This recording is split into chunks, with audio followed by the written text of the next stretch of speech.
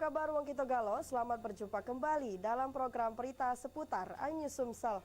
Di saat Anda siap beraktivitas di pagi hari, saya Mita Andani siap menemani Anda dengan berbagai berita dan informasi menarik hari ini, Rabu 3 Mei 2023. Sajian utama hari ini antara lain, minibus terbakar usai isi BBM. Talang Gunung.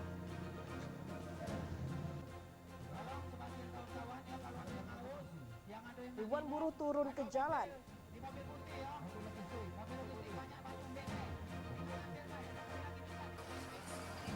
Dan jangan lewatkan Benteng Kuto Besak, destinasi wisata ramah di kantong. Jadi apa? Pemirsa, inilah seputar iNews Sumsel. Selengkapnya.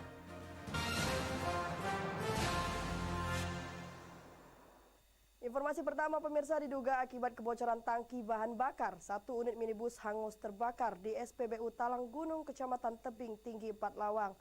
Beruntung api cepat dipadamkan, namun 2 orang dilarikan ke rumah sakit karena mengalami luka bakar. Kebakaran minibus ini nyaris menyambar pompa pengisian bahan bakar di SPBU Talang Gunung Tebing Tinggi 4 Lawang. Minibus bernomor polisi BG 1621HQ tiba-tiba terbakar usai mengisi bahan bakar minyak yang diduga mengalami kebocoran tangki dan korsleting listrik. Akibat insiden ini, 2 orang yang berada di dalam mobil minibus mengalami luka bakar dan langsung dilarikan ke rumah sakit. Kedua korban Arman 54 tahun dan istrinya Robiatul 54 tahun, warga desa Tanjung Ning, Kecamatan Saling 4 Lawang. Pemenuhan ada bocoran di tangkinya. Pada saat itu sudah dibilang juga bahwa ada kebocoran sama karyawan kita, supaya dia jangan start, untuk itu didorong dulu kan. Rupanya dia tidak mengindahkan apa yang disampaikan oleh yang ditumpangi Pak Arman dengan istrinya mengisi minyak. Ternyata konslet. Nah, belum didorong, si supir sudah menghidupkan kontak, jadi api menyambar ke minyak. Hingga saat ini polisi masih mendalami dan mengidentifikasi penyebab pasti kebakaran minibus ini. Dari 4 Lawang, Amri Wijaya, iNews melaporkan. Sekitar 2.000 buruh yang tergabung dalam sejumlah organisasi buruh turun ke jalan dalam peringatan May Day di Palembang. Dalam aksinya, buruh menyampaikan 6 tuntutan kepada pemerintah. May Day 2023, sekitar 2.000 buruh yang tergabung dalam sejumlah organisasi buruh dan partai buruh di Palembang turun ke jalan. Aksi terpusat di Simpang 5 kantor DPRD Provinsi Sumatera Selatan Senin siang. Membawa sejumlah spanduk, bendera organisasi, pengeras suara, dan mobil komando, ribuan buruh menyuarakan sejumlah tuntutan dalam aksi May Day 2023 di depan kantor DPRD Provinsi Sumatera Selatan. Sejumlah tuntutan disampaikan antara lain meminta dicabutnya Undang-Undang Omnibus Law Cipta Kerja, cabut PT 4% dan Parlemen Threshold 20%, dan Presidensial Threshold 20%, meminta agar disahkan RUU Perlindungan Pekerja Rumah Tangga. Bahkan ribuan buruh ini juga menyampaikan penolakan terhadap rencana Undang-Undang Kesehatan, tuntutan reforma agraria, dan kedaulatan pangan dengan menolak impor beras dan bank tanah. Dalam pemilu 2024 mendatang, buruh agar dapat memilih calon presiden yang pro buruh. Serta dalam momen May Day, buruh juga mendeklarasikan kostum hapus outsourcing atau upah murah. Dalam aksi May Day ini, itu utamanya isu yang paling prinsip itu adalah dicabutnya Undang-Undang Nomor 6 Tahun 2023 tentang Cipta Kerja. Jadi kami buruh Sumsel itu menuntut agar pemerintah itu mencabut undang-undang tersebut. Kemudian yang kedua, kami menolak rancangan Undang-Undang Kesehatan. Kemudian kami menuntut disahkannya rancangan Undang-Undang PPRT. Sebelumnya ribuan buruh ini melakukan aksi konvoi dengan mengendarai sepeda motor berkeliling Palembang dengan titik kumpul Benteng Kuto Besak, memasuki Jalan Merdeka, lalu Jalan Sudirman dan Jalan Ahmad Rifai, dan berpusat di titik aksi Simpang 5 kantor DPRD Provinsi Sumatera Selatan. Dalam aksinya, ribuan buruh dikawal ketat pihak kepolisian, baik dari Polda Sumatera Selatan maupun Polrestabes Palembang. Dari Palembang, Muhammad Riza Falevi, iNews melaporkan. Momen May Day 2023 di Palembang kali ini, Gubernur Sumatera Selatan Herman Deru menghadiahi buruh tumpeng. Menurut Hermanderu, hal tersebut adalah cara pemerintah provinsi menghargai Hari Buruh Internasional. Bahkan Sumsel disebut provinsi ke-6 dalam tingginya upah di Indonesia. May Day tahun 2023, ribuan buruh dari sejumlah serikat buruh di Sumatera Selatan membadati Simpang 5 DPRD Provinsi Sumatera Selatan untuk melakukan aksi unjuk rasa. Ada hal yang tak biasa dilakukan pemerintah pada umumnya. Gubernur Sumatera Selatan Hermanderu menghadiahi buruh saat melakukan aksi unjuk rasa di depan gedung DPRD Provinsi Sumatera Selatan Senin sore. Hermanderu menyebutkan hal tersebut merupakan cara Pemprov Sumsel menghargai Hari Buruh Internasional yang telah diberikan negara pada buruh. Menurut Hermanderu, Sumatera Selatan termasuk provinsi yang memberikan upah cukup tinggi dibanding 34 provinsi lainnya di Indonesia. Bahkan Sumatera Selatan menempati urutan ke-6 besar dalam memberikan upah kepada buruh. Negara saja menghargai ini, maka dibuat tanggal merah. Apalagi kita yang di daerah ini ingin mendengarkan apa sih suara kawan-kawan kita, para kaum buruh ini untuk di Sumsel. Mungkinkah ada unek-unek, mungkinkah ada sesuatu yang harus diperbaiki. Kalau masalah UMR, Sumatera Selatan ini termasuk daerah yang tinggi UMR, yakni level ke-6 dari 38 provinsi. Momen May Day juga dilakukan Hermanderu sebagai upaya menghimpun keluhan dan masalah-masalah buruh di Sumatera Selatan. Hal ini agar ke depan dapat menjadi perhatian serius pemerintah Provinsi Sumatera Selatan dan aparat penegak hukum dalam menindaklanjuti sengketa masalah perburuhan di Sumatera Selatan. Dari Palembang, Muhammad Riza Falevi, iNews melaporkan. Khususnya Pak Kapolda yang hadir mendampingi saya di sini. Hari terakhir libur Lebaran, PU Bus di Palembang mulai dipadati pemudik yang akan pulang ke tempat asal. Lonjakan arus mudik pun terlihat sejak Jumat seiring dengan berakhirnya masa liburan sekolah. Di beberapa PO Bus di Kota Palembang, terlihat para pemudik mulai memenuhi area keberangkatan. Hal ini terjadi mengingat pada Senin 1 Mei 2023 merupakan hari terakhir libur Lebaran dan Selasa 2 Mei 2023 para pelajar mulai masuk sekolah. Salah satu pemudik asal Jawa yang berlibur ke Palembang, Nurholis, menyatakan sengaja pulang ke tempat asal pada hari terakhir libur Lebaran. Sementara pada hari Selasa, dirinya mulai masuk kerja dan anak-anak telah masuk sekolah. Nurholis juga menyatakan telah membeli tiket sejak lama dan untuk harga tiket masih terbilang mahal. Balik ke Jawa. Balik ke Jawa. Ini dari liburan ya di Palembang? Liburan ke Palembang ke orang tua.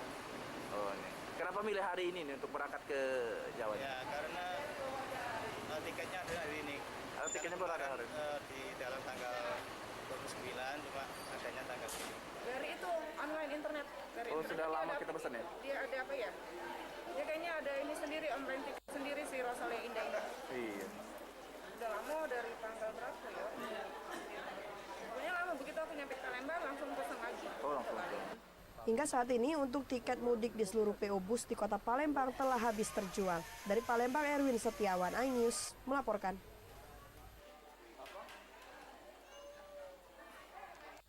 Pasca Lebaran Idul Fitri, biasanya masyarakat banyak terserang berbagai penyakit.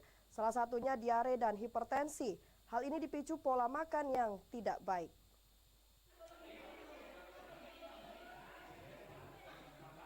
Pasca merayakan Hari Raya Idul Fitri, masyarakat dihimbau untuk tetap menjaga kesehatan, terutama pola makan.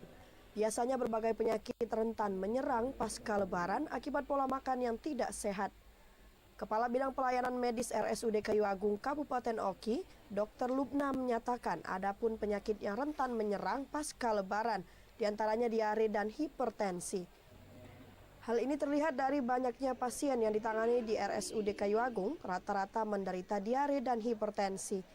Penyakit ini biasanya menyerang pada usia produktif. Santan, makanan berminyak, daging, dan mengandung zat manis menjadi salah satu faktor penyebab penyakit tersebut. Adapun gejalanya yakni mual, muntah, dan sakit ulu hati. Bagi masyarakat yang terserang penyakit ini hendaknya segera berobat dan berkonsultasi ke puskesmas ataupun dokter terdekat agar segera ditangani. Jangan sampai membahayakan akibat kekurangan cairan, dehidrasi, ataupun semakin parah. Perlu kita perhatikan kalau kita terserang misalnya diare, jangan sampai kita kehilangan cairan. Dan juga misalnya ada gejala-gejala kencing manis, seperti rasa kencing yang berlebihan ataupun rasa haus yang berlebihan, masyarakat bisa berkonsultasi ke puskesmas. Masyarakat dihimbau untuk terus menjaga pola makan yang sehat pasca melaksanakan ibadah puasa sehingga kesehatan tidak terkontrol. Dari Ogan Komri Ilir Fitriadi, iNews melaporkan.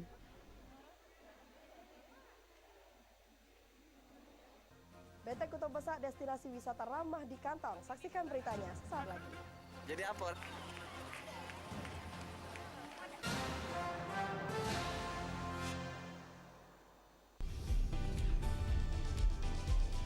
Atika Hasihola yang lagi seneng banget karena ibunda Ratna Sarumpait akhirnya bebas bersyarat.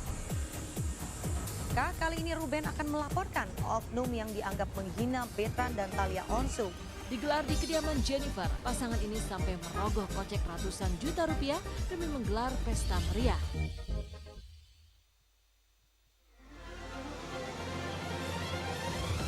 Tim gabungan kembali mengevakuasi korban kecelakaan bus Sriwijaya. Pemirsa, polisi akan mengumumkan hasil uji balistik penembakan gedung DPR. Pemirsa, razia minuman keras di Tangerang, Banten diwarnai kejar-kejaran polisi dan beberapa pemuda mabuk.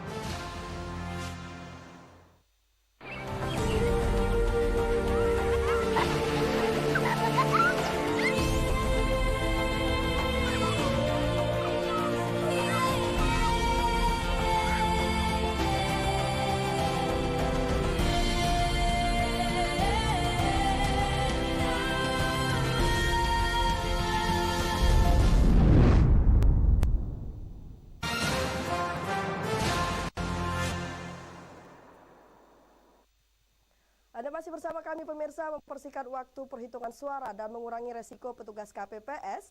KPU mensimulasikan model perhitungan suara untuk pemilu serentak 2024 dengan model perhitungan sistem 2 panel. Satu kelompok menghitung suara Presiden dan DPD RI, sedangkan satu panel lainnya menghitung DPR RI, DPRD Provinsi, dan DPRD Kabupaten Kota. Komisi Pemilihan Umum Republik Indonesia melakukan simulasi perhitungan suara di TPS di Palembang. Simulasi ini menempatkan perhitungan suara untuk kelima pemilu dalam 2 panel secara bersamaan. Satu panel digunakan untuk penghitungan suara pemilu Presiden dan DPD, sedangkan panel lainnya untuk penghitungan suara pemilu legislatif DPR RI, DPRD Provinsi, dan DPRD Kabupaten Kota. Model perhitungan sistem 2 panel ini melihat resiko dari pemilu serentak 2019 silam. Banyaknya jumlah surat suara dan waktu perhitungan yang terbatas mengakibatkan petugas KPPS kewalahan. Akibatnya tak sedikit petugas KPPS sakit bahkan meninggal dunia. Dengan perhitungan model 2 panel, waktu perhitungan suara dapat dipersingkat. Jika pada tahun 2019 waktu perhitungan diperpanjang hingga esok hari usai pemungutan suara, dengan model perhitungan sistem 2 panel dapat diselesaikan 1 hari.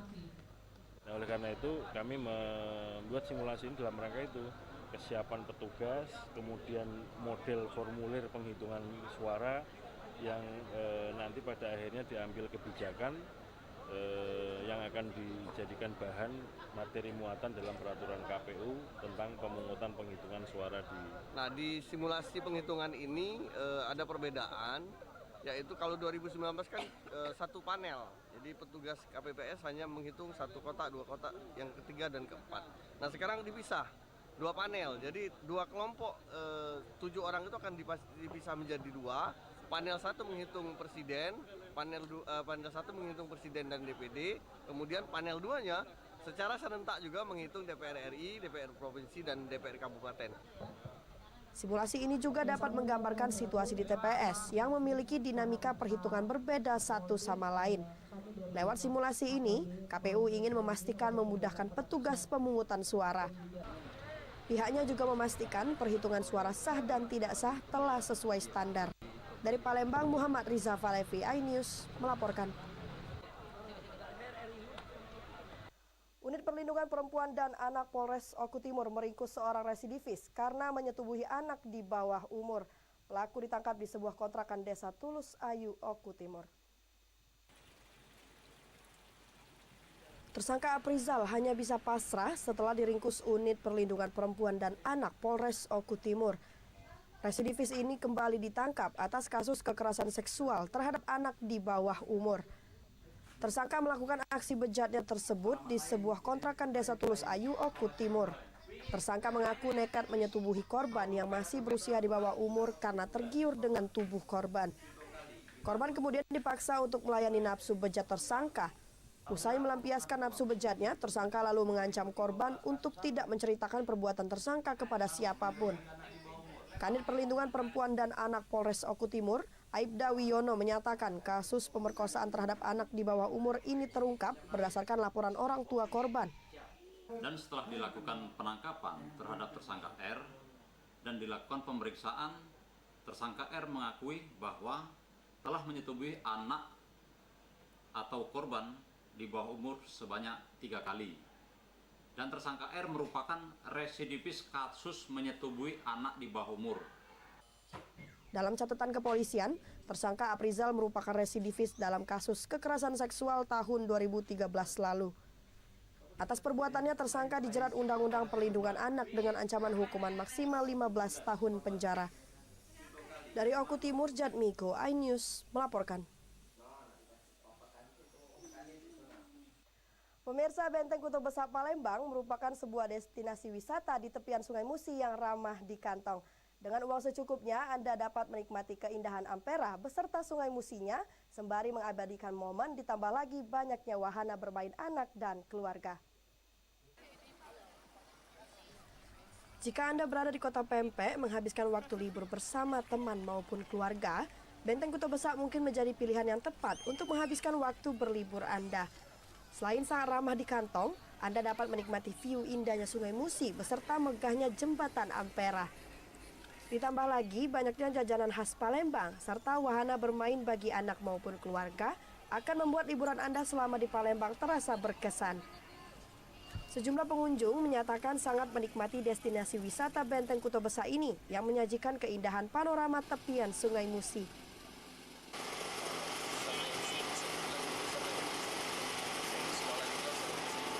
Apa menariknya Pak dari Benteng Kutub Besarnya? Menariknya sih sungai dan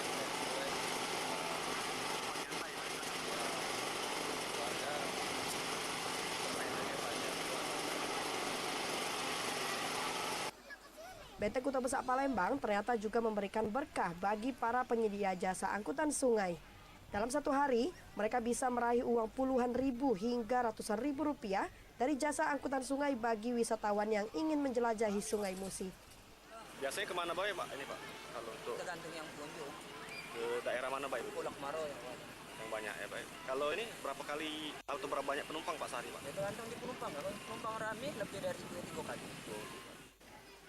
Nah, bagi Anda yang belum merasakan keindahan panorama Benteng Kutub Besar dengan Sungai Musi dan rumah sakit, tidak ada salahnya mencoba destinasi wisata di Kota Palembang ini. Dari Palembang, Erwin Setiawan, iNews melaporkan. Pemirsa, demikian saja seputar iNews Sumsel hari ini. Terus saksikan program seputar iNews Sumsel setiap Senin hingga Rabu pukul 5.30 pagi waktu Indonesia Barat. Saya Mita Andani, sampai jumpa.